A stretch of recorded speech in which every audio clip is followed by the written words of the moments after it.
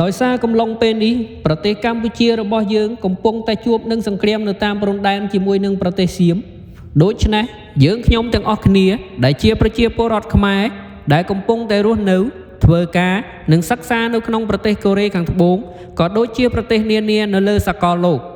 សូមធ្វើការលើកទឹកចិត្តនិងការព្រួយបារម្ភចំពោះវីរៈកងទ័ពនិងជនភៀសសឹកក្នុងគ្រាមានសង្គ្រាមនេះ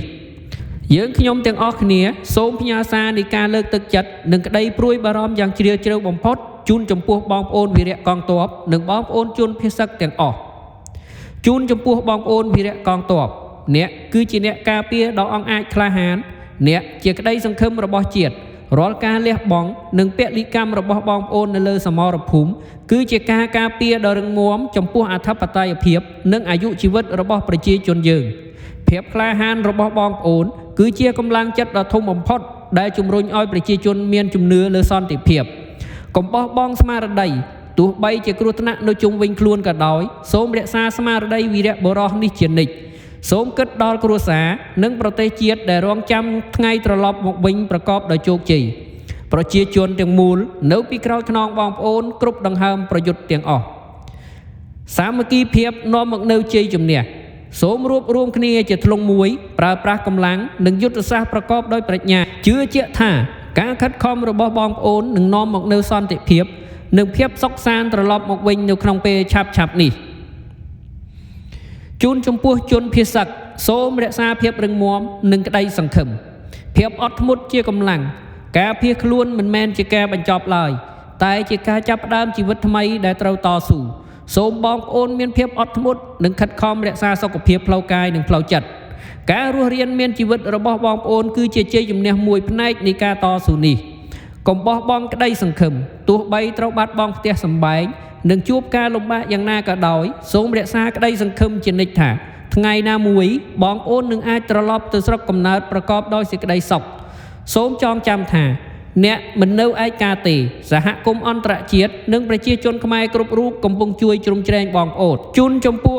វីរៈកងទ័ពដោយក្តីព្រួយបារម្ភសុវត្ថិភាពជាចម្បងខ្ញុំពិតជាមានការព្រួយបារម្ភខ្លាំងណាស់ចំពោះសុវត្ថិភាពនិងសុខុមាលភាពរបស់បងប្អូនរាល់គ្រាប់កាំភ្លើងរាល់ការប៉ះទង្គិចសុទ្ធតែនាំមកនូវហានិភ័យដល់អាយុជីវិតនិងរបួសស្នាមបំណងប្រាថ្នារបស់ខ្ញុំសូមឲ្យបងប្អូនប្រយុទ្ធប្រកបដោយប្រាជ្ញាដោយគិតគូរពីសុវត្ថិភាពខ្លួនឯងជានិច្ចឲ្យបងប្អូនទាំងអស់គ្នាបានត្រឡប់មកជួបជុំក្រុមគ្រួសារវិញដោយសុវត្ថិភាពនិងទទួលរង្វាន់នៃសន្តិភាពដែលបងប្អូនបានតស៊ូដើម្បីវាជូនចំពោះជនភៀសសឹកជីវភាពនិងអនាគតកូនចៅក្តីបារម្ភចំពោះជនភៀសសឹកគឺធំធេងណាស់ជាពិសេសបញ្ហាជីវភាពរស់នៅការខ្វះខាតអាហារទីជម្រកនិងឱកាសសិក្សារបស់កុមារបំណងប្រាថ្នារបស់ពួកយើងគឺពួកយើងសង្ឃឹមថាជំនួយមនុស្សធម៌នឹងអាចទៅដល់បងប្អូនទាន់ពេលវេលានិងគ្រប់គ្រាន់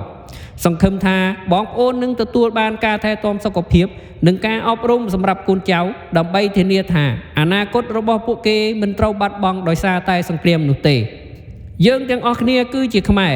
ដែលមានបេះដូងតែមួយការលំបាកនេះនឹងមិនអាចកាត់ផ្ដាច់នៅស្មារតីនិងការតស៊ូរបស់យើងបានទេសូមរួបរวมគ្នាទាំងអ្នកនៅជួរមុខនិងអ្នកនៅជួរក្រោយដើម្បីឆ្ពោះទៅរកថ្ងៃដែលមានពន្លឺសន្តិភាពរះពេញផ្ទៃមេឃម្ដងទៀតសូមអរគុណនិងសូមប្រឹងប្រែងទាំងអស់គ្នាកម្ពុជាដើម្បីកម្ពុជា